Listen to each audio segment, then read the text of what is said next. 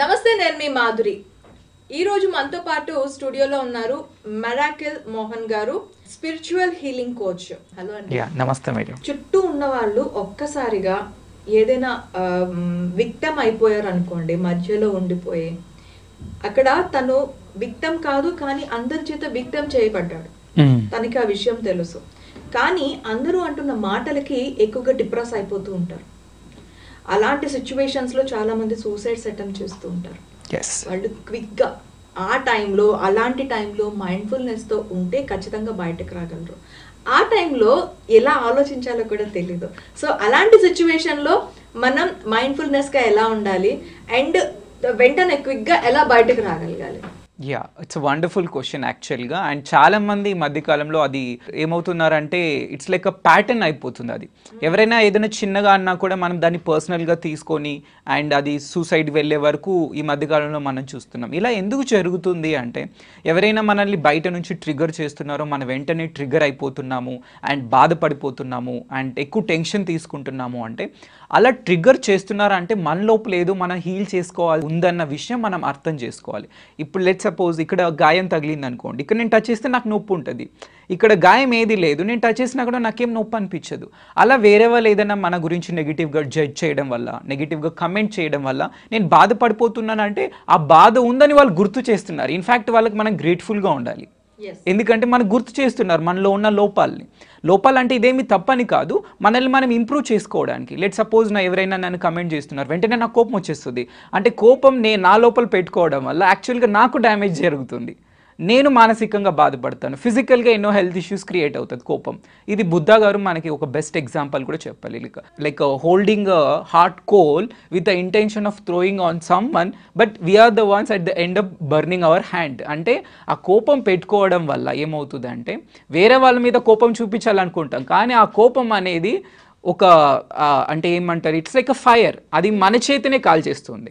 మన కోపాన్ని వేరే వాళ్ళ మీద ప్రదర్శించాలంటే మనం కోపంగా ఉండాలి.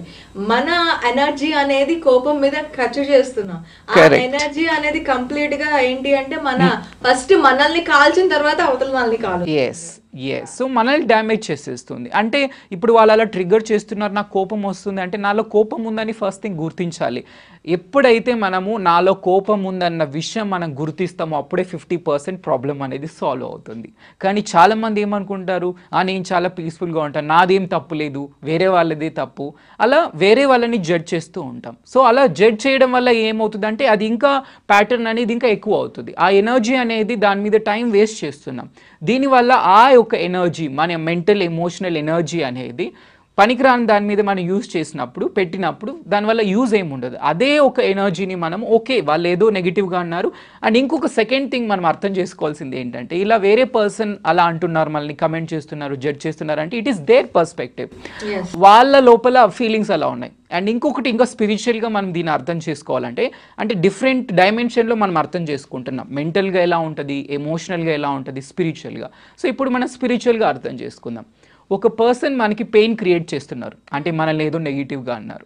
సో ఆ పెయిన్ వాళ్ళ లోపల ఉంది కాబట్టి వాళ్ళు అలా బిహేవ్ చేస్తున్నారు. ఈ పెయిన్ ఎప్పుడైతే మనం అర్థం చేసుకుంటామో యాక్చువల్గా we feel it is a simple thing. కానీ ఆ మొమెంటరీ పీరియడ్లో మనం ఏమవుతుంది అంటే మనకు కోపం వచ్చేస్తుంది. బట్ ఎవరైతే ఇలా మైండ్ఫుల్నెస్ ప్రాక్టీస్ చేస్తారో, అంటే mindful about talking, mindful about ఏం మనం ఆలోచిస్తున్నాము, ఏం మనం మాట్లాడుతున్నాం, ఏం పనులు చేస్తున్నామని అవేర్నెస్తో ఉంటాము, ఎరుకుతో ఉంటాము, ఇలాంటి డిస్ట్రక్టివ్ థాట్స్, యాక్షన్స్ అన్నీ కూడా మనం స్టాప్ చేయొచ్చు. ఈవెన్ సూసైడ్స్ కూడా స్టాప్ చేయొచ్చు. ఫస్ట్ ఇక్కడ మనం మెంటల్గా స్టాప్ చేస్తాం, తర్వాత ఫిజికల్గా యాక్షన్ అనేది స్టాప్ అయిపోతుంది. ఓకే, వచ్చిన వెంటనే ఇప్పుడు వాళ్ళు మన మీద కోపం చూపిస్తున్నారు అంటే మనం reaction, every action has a reaction అన్నట్టు మనం కూడా అదే రియాక్షన్ పవర్ తో వాళ్ళ మీద కూడా చూపిస్తాం. ఇక్కడ మనకి ఇది ఉండదు, ఒక సయోధ్య అనేది ఉండదు. సో ఆ టైంలో మనం ఎలా బిహేవ్ చేయాలి అంటారు? వాళ్ళు డైలీ ప్రాక్టీసెస్ చేస్తారు, అన్నీ బాగానే ఉంటుంది. కాకపోతే ఇలాంటి సిచ్యువేషన్స్ వచ్చినప్పుడు వెంటనే మనం రియాక్ట్ అయిపోతుంటాం. అండ్ అలా రియాక్ట్ అయిపోవడం అనేది సర్వసాధారణమైన విషయం. ఓకే, అండ్ అలా రియాక్ట్ అయిపోయిన తర్వాత వితిన్ 5 to 10 minutesలో మనకి అవేర్నెస్ వచ్చేస్తుంది. సో అవేర్నెస్ ఎవరికి రాదు అంటే, ఇలా మనం ఏం ప్రాక్టీసెస్ చేయకుండా ఉండి దాని గురించి ఎక్కువ మనం ఫోకస్ చేసి దాని గురించి ఎక్కువ ఆలోచిస్తూ ఉంటే ఏమవుతుంది అంటే, అలా ప్రొలాంగ్డ్ థింకింగ్ అంటే స్ట్రెస్ ఏమవుతుంది అంటే డిప్రెషన్ గురవుతుంది. అలా డిప్రెస్గా ఉన్నప్పుడు ఇంకా సూసైడల్ థాట్స్ కూడా వస్తూ ఉంటుంది అనమాట. సో రెస్పాండ్ అవ్వడము, ఇలా రియాక్ట్ అవ్వడం అనేది ఇట్స్ వెరీ న్యాచురల్ అనమాట. మీకైనా నాకైనా, నేను ఈవెన్ ఎంత సాధన చేసినప్పటికీ నాకు కూడా కోపం వచ్చేస్తుంది. బట్ కోపం వచ్చినప్పుడు ఎక్స్ప్రెస్ చేయాలి. అలా లోపలే పెట్టేసుకోవడం వల్ల అదేమవుతుందా ఇంకా మన బాడీని డ్యామేజ్ చేస్తుంది. మనం హ్యాపీనెస్ని ఎక్స్ప్రెస్ చేయడం చాలా ఈజీ, కానీ కోపాన్ని ఎక్స్ప్రెస్ చేయడం అంటే అంత ఈజీ కాదు. Yes, 100% right. ఇది ఎందుకు కోపం వచ్చినప్పటికీ కోపం చాలామంది చూపించరు. ఎందుకంటే వాళ్ళకి భయం అనేది ఉంటుంది అనమాట. ఎస్పెషల్లీ ఉమెన్కి ఎక్కువ ప్రాబ్లం ఉంటుంది. వాళ్ళకి కోపం వస్తుంది, అయినా కోపాన్ని ఎక్స్ప్రెస్ చేసుకోలేరు.